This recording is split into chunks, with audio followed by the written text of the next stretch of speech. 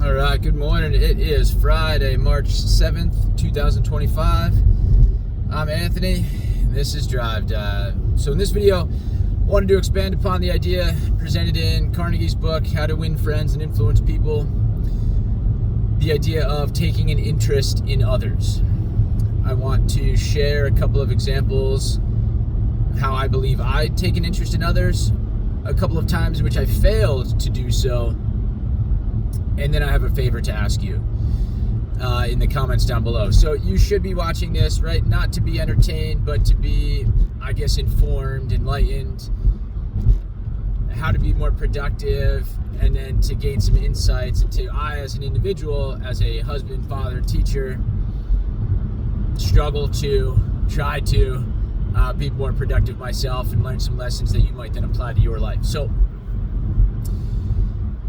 again, presented in Carnegie's book, taking an interest in others is sort of step one to them becoming interested in you. You've taken the first steps of being critical of yourself and gotten your own affairs in order, and now focusing on other people, trying to take an interest in them so that they in turn will take an interest in you. And so for me, with my children, I feel that that's been my approach as a parent, and I think as a result, my kids really do gravitate toward me. So just early on, I mean, for my son, I've always tried to impress upon him, like, I want to know what you're interested in. I don't want you to do things because you think they'll make me happy. I want you to do them because they'll make you happy. I've always been in the gym. I played football when I was in high school.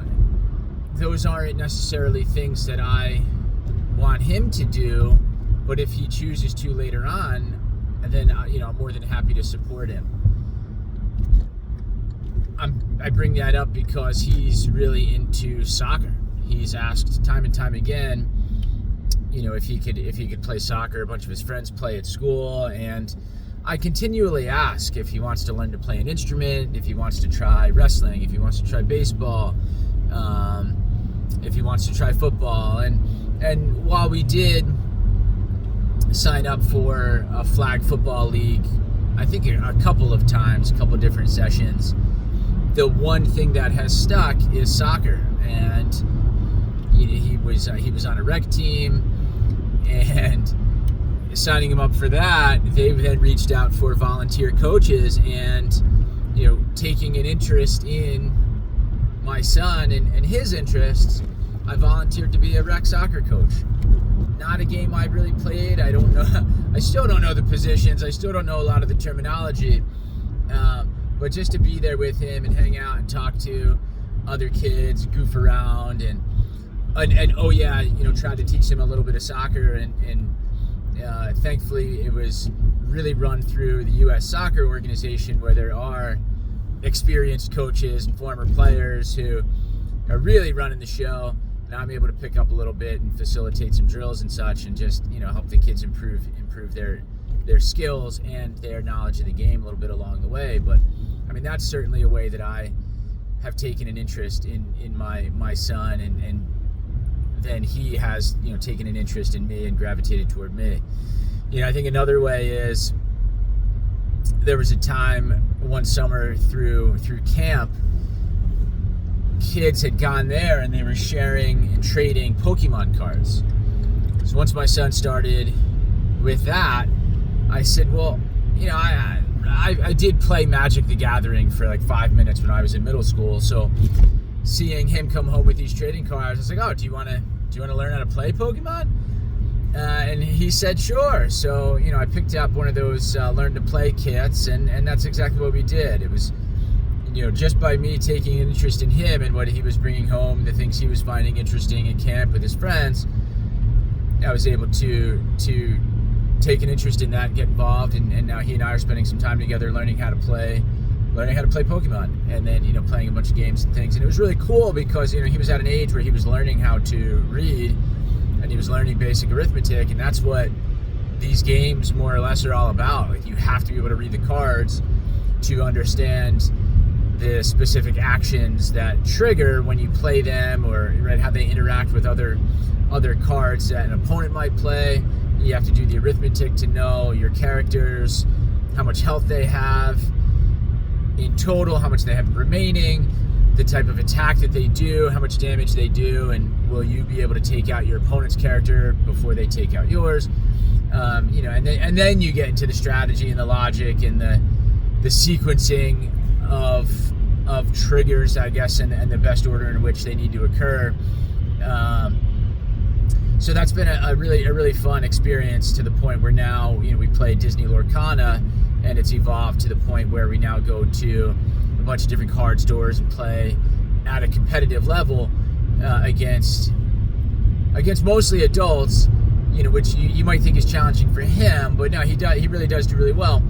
But playing against these adults who've been involved in the trading card game world, be it Pokemon, Yu-Gi-Oh, Magic the Gathering, for 20 plus years, they're excellent players, and we're holding our own, right? So it's a lot of fun, and like I said, at times doing pretty well. So it's my taking an interest in him, and his interest is really, like I said, paid a lot of dividends between soccer and trading card games. It's a little early to tell yet with my daughter, but I think I take the same sort of approach. She, learning to communicate first, I guess, sort of like, through gestures, right? Physical communication and just pointing and things and trying to be responsive to that, right? She's interested in something over there. It's clear she wants to go over there. And so, if I'm carrying her, I'll gladly walk in that direction and try to figure out what it is she is interested in, even though she's not able to actually tell me what her interests are. And needless to say, that too has paid some dividends, for better or worse, since I'm always willing to pick her up and take her wherever she wants to go. That's now, like, she always wants me to hold her, carry her, which can be cumbersome, but at the same time, that's love, man. She wants that, she craves that attention from me, and I crave it from her too, right? I mean, and that's what it's about, right? It's going back to Carnegie's book, right? It's taking an interest in others so that they in turn will take an interest in you. And I'll say there are times when I've failed to do so. I think when it was clear, like, that I should have.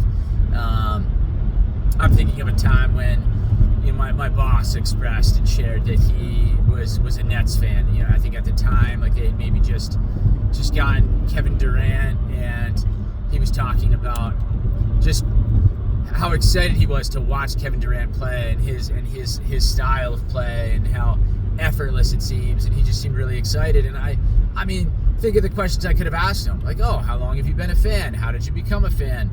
How often do you go to games? What do you think of the Barclays Center, right, versus the old stadium?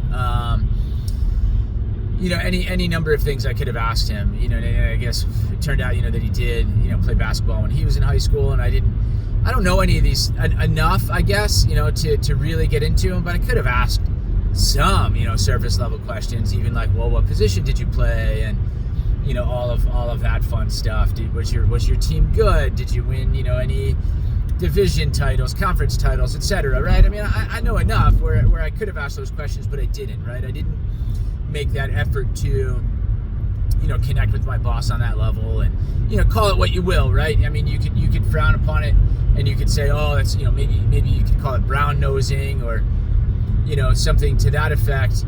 Or maybe you might say, well, he's your boss. Like, you're not really supposed to connect with your boss on that level. But I don't know. I would beg to differ. I think that those relationships are important.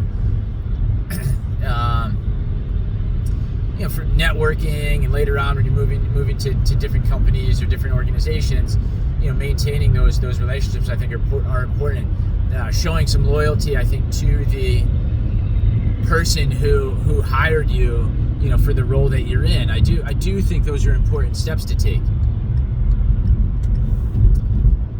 And so I don't do that very often. I think take an interest, that type of interest in other people. I'm far better at doing that with children, whether it be my own children at home or students in my classroom. I'm better able to do it with them. I don't know, I just struggle to do it with adults. I don't enjoy, I think I shared yesterday, the small talk. I don't like talking about television and different shows and movies that we've watched. I mean, when we talk about being critical of others versus critical of ourselves, I'll get angry at myself if I get off the couch after watching a show or a movie, and then I start looking at my to-do list, or reflecting on the day and the number of some big things, some little things that I didn't get done that I could have easily gotten done in that hour or two. I think I beat myself up about it. And so then it's hard for me to then in social settings to talk then about television shows and movies and things of that sort, where I don't know. I mean, don't ask me what I would rather talk about with these people, but it just doesn't always feel productive to me. And I try to remind myself, like, no, there's an opportunity in here somewhere, right? Or if I have been critical of myself and I see this inability to engage in small talk, this inability to take interest in others, well, the opportunity here in this seemingly boring and mundane experience of small talk is to practice these darn skills, right? And to get better at them so that I can in turn make better connections for the sake of accomplishing my career and other goals. And so I hope you've learned from that, my sort of lessons, the ways in which I feel I've taken an interest in my children and in my students, and how that's kind of helped build relationships with them and have them then in turn take an interest in me, whether it's my advice as a parent or my teaching them how to apply specific mathematics skills and concepts. Taking an interest in them, really does pay dividends, and helping them take an interest in me and my messaging. But then the favor I have to ask from you is to basically do the same. Comment down below the ways in which you feel you take an interest in others. What are some, easy questions, low-level questions, safe questions maybe that you ask strangers in social circles, or when you're at a professional event and networking? How do you go about just introducing yourself and engaging in small talk with people who may lead eventually to job connections or sales calls or things of that nature? So and or any failings, if you're open to sharing that, those are things that we can all learn from. So comment down below if you wouldn't mind. And then if you did gain some insights, like the video, subscribe to the channel, check out my other content, hit that notification bell so you catch me on the next one. I'll take the weekend off and catch you on Monday. Enjoy the weekend. See ya.